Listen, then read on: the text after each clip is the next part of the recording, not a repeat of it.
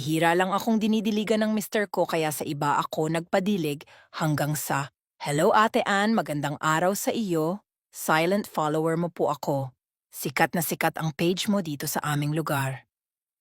Marami kaming naaliw sa iyong mga kwento. Tawagin mo na lang ako sa pangalang Lina, 27 years old, may asawa at 3 anak. Nagkaroon ng lamat ang relasyon namin ng asawa ko, Ate Ann. Noong unang taon ng aming pagsasama, masaya naman kami mag-asawa. Nabibigay niya lahat ng pangangailangan ko, ganun rin ako sa kanya. Pero simula nung binilhan ko siya ng bagong cellphone, doon na nagsimula ang aming problema.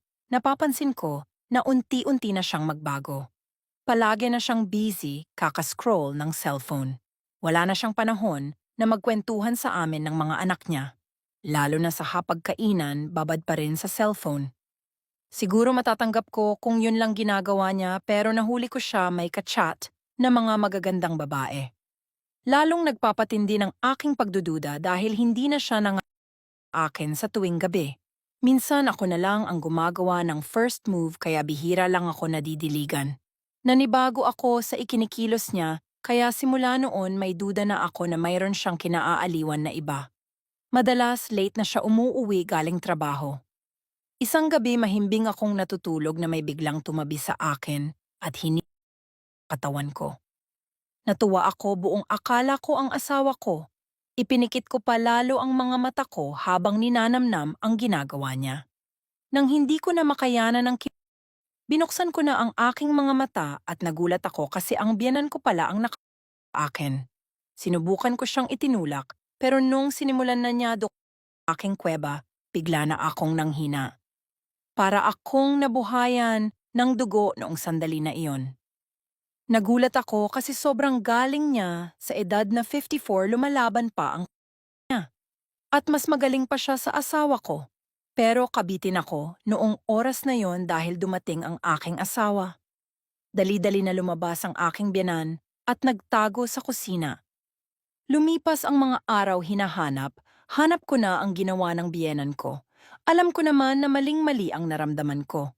Pero simula noong nagbago ang asawa ko, hindi ko na naranasan ang maging masaya. Dumating ang kaarawan ng anak ko. Dumalo ang aking mga biyenan noong gabi na yon, nadugtungan ng ginagawa.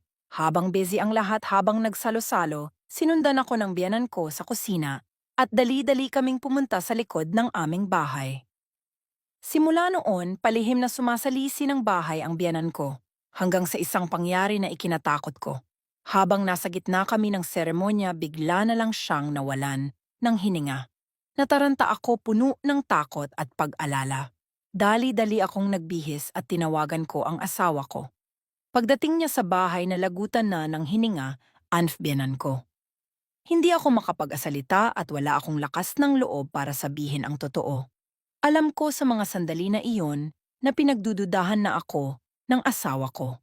Dali-dali niya binihisan ang biyenan ko. At nung sinuri niya ang suot na damit ng papa niya, nakita niya ang pakete ng gamot na pampakama. Siguro dahil sa gamot na iyon, nawalan siya ng hininga at inatake siya sa puso. Dahil sa pangyayaring iyon, naramdaman ko na sa kabila ng natuklasan ng asawa ko tungkol sa amin ng biyenan ko, iniingatan pa rin niya ang reputasyon ko. Siguro dahil na rin sa mga anak namin ayaw niya na mapahiya ang mga ito dahil sa ginawa ko.